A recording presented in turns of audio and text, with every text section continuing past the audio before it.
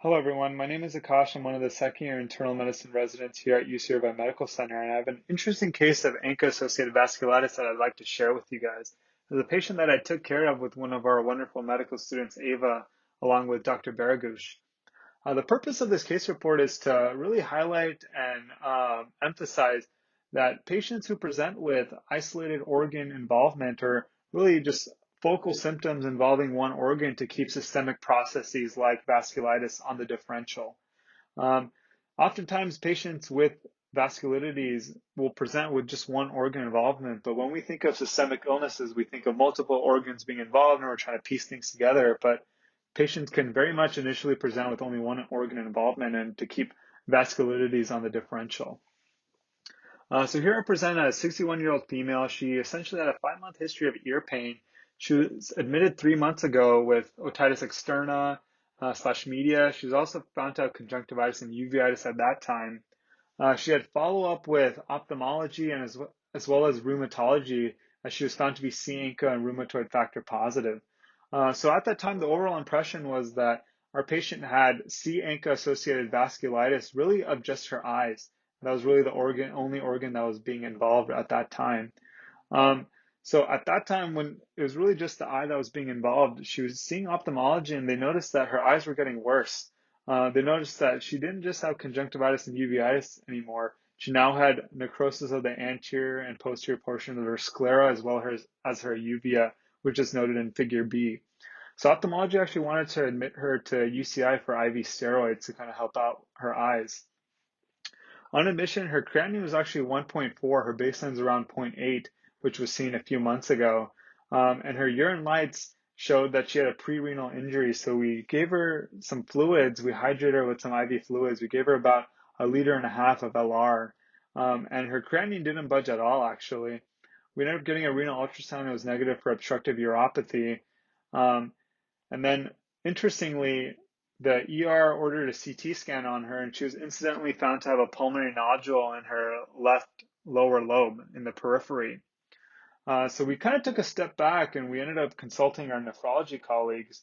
But this lady essentially had eye involvement. She had this incidental nodule in her lungs that was found on the CT scan. And then she was also having this AKI that didn't improve with fluids. So we thought, hey, she might have C-ANCA associated vasculitis that's not organ limited anymore. Now it's involving multiple organs. Um, so we talked to nephrology and we pushed for a renal biopsy, and she was found to have granulomatosis with polyangiitis that was confirmed on renal biopsy. So she started on IV Solumedrol, and she got Rituxan, and her creatinine improved from 1.4 to 1.1. And on her most recent ophthalmology follow-up, they ended up getting a BNP on her, and her creatinine was 0.8, which was back to her baseline. So our patient, who we initially thought had organ-limited involvement of just her eye, on admission, she was found to have involvement of her eyes, her lungs, and then also her kidneys. So it's a very interesting case. We thought it was just her eyes, and now she's found to have sort of all three organs. Um, I wanted to talk about the classic triad with granulomatosis with polyangiitis.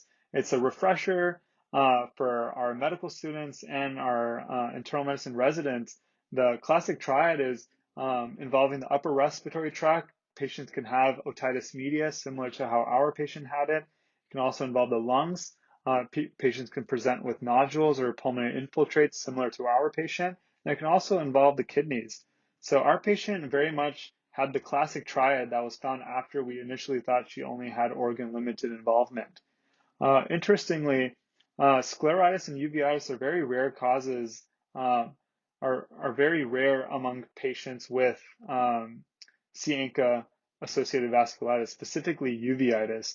It's only amongst 10% of patients with GPA. So if you think of patients with uveitis as a whole, GPA associated uveitis is extremely rare. A few questions that I want to sort of power home with you guys are, should I be thinking of ANCA-associated vasculitis when only one organ is involved? And like I said before, the answer is yes. Just last year, a paper was published in the British Society of Rheumatology, and they said that the incidence of ANCA-associated vasculitis has doubled in the last 10 years. So it's something to keep in mind.